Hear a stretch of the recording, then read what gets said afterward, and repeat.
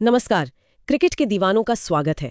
आज हम बात कर रहे हैं साल की शायद सबसे बड़ी, सबसे अहम टेस्ट टक्कर की, भारत का इंग्लैंड दौरा 2025। हाँ बिल्कुल, 5 मैचों की सीरीज, बड़े मैदान, रोमांच तो हो गई। और इस बार तो नए चेहरे, नई कप्तानी, मतलब काफी कुछ दांव पर लगा है। हमारे पास ना इस सीरीज का विश्लेषण करने वाले कई अच्छे स्रोत हैं। टीमों की तैयारी, कार्यक्रम, ताज़ा खबरें, सब पर बात करेंगे। तो चलिए इन स्रोतों की गहराइयों में उतरते हैं, समझने की कोशिश करते हैं कि इस दौरे में क्या खास है, खासकर ये जो नेतृत्व का नया दौर शुरू हो रहा है दोनों टीमों में। पहले फटाफट कार्यक्रम पर एक नजर डाल लेते हैं। हाँ जरूर। तो ये 5 टेस्ट मैचों की श्रृंखला है। पहला टेस्ट 20 जून से हेडिंगली, लीड्स में। हेडिंगली, मुश्किल शुरुआत हो सकती है। हाँ, फिर दूसरा टेस्ट एजबेस्टन, तीसरा लॉर्ड्स, चौथा ओल्ड ट्रैफर्ड और आखिरी 5वां टेस्ट होगा द ओवल लंदन में, जो 4 अगस्त को खत्म होगा। स्टैंडर्ड इंग्लैंड टूर का शेड्यूल लग रहा है। क्रिकेट प्रेमियों के लिए तो एक्शन पैक्ड शामें होने वाली हैं। तो मंच तो सज गया है। अब खिलाड़ियों की बात करें। टीम इंडिया में काफी कुछ नया हो रहा है ना। बिल्कुल, ये वाकई भारतीय क्रिकेट में एक नया अध्याय जैसा है। शुभमन गिल कप्तान है। जाहिर है, मतलब स्रोत इस बात पर बहुत जोर दे रहे हैं कि विराट कोहली और रोहित शर्मा जैसे इतनी बड़े दिग्गजों की गैर मौजूदगी में ये एक बहुत बड़ा बदलाव है। हाँ वो तो है। जैसा कि कुलदीप यादव ने भी कहा है, माना है उन्होंने कि भाई इन दोनों की कमी तो खलेगी, लेकिन साथ ही उनका ये भी मानना है कि गिल इस जिम्मेदारी के लिए पूरी तरह तैयार है। युवा कंधों पर बड़ी जिम्मेदारी, वो भी इंग्लैंड की मुश्किल कंडीशंस में। बहुत बड़ी। और टीम में ऋषभ पंत की वापसी, ये भी तो एक बहुत बड़ी खबर है। उनकी बल्लेबाजी, उनकी विकेट के पीछे मौजूदगी कितनी अहम होगी। बहुत ज्यादा, बहुत ही ज्यादा। पंत सिर्फ एक विस्फोटक बल्लेबाज नहीं है, वो टीम में एक अलग ही ऊर्जा लाते हैं।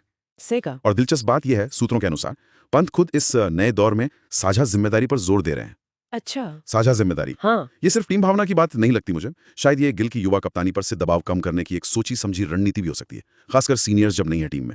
ये हो सकता है। उनके अलावा यशस्वी जायसवाल, साई सुदर्शन जैसे युवा बल्लेबाजों पर भी नजरें रहेंगी। और गेंदबाजी? गेंदबाजी में तो देखिए जसप्रीत बुमराह और मोहम्मद सिराज, वो आक्रमण की धुरी होंगे, और कुलदीप यादव स्पिन में बहुत अहम भूमिका निभा सकते हैं। और हाँ, एक ताजा अपडेट यह है कि तेज गेंदबाज हर्षित राणा को हेडिंग्ले टेस्ट के लिए स्क्वाड में शामिल कर लिया गया है। ओके, तो भारत एक तरह से नई यंग टीम के साथ नई शुरुआत कर रहा है। दूसरी तरफ इंग्लैंड है, अपने घर पर खेल रहा है। क्या वो अपनी जानी पहचानी आक्रामक रणनीति, वो बेसबॉल, उसी के साथ उतरेंगे? हाँ बिल्कुल।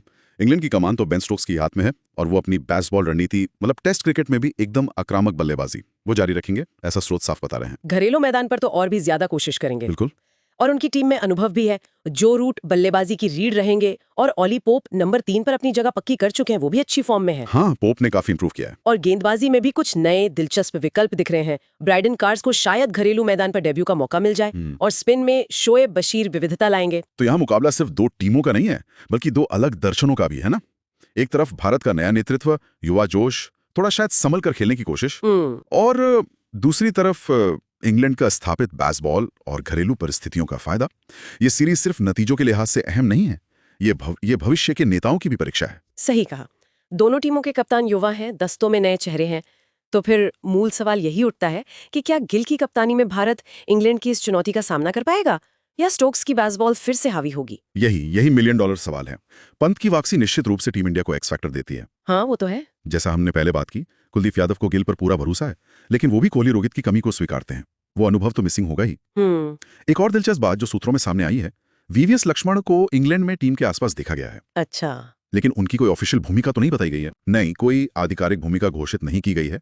तो ये थोड़ी उत्सुकता जरूर जगाता है कि उनका वहां होना क्या संकेत देता है। शायद मेंटरिंग या सिर्फ ऑब्जर्वेशन, कहना मुश्किल है अभी। ये वाकई दिलचस्प है।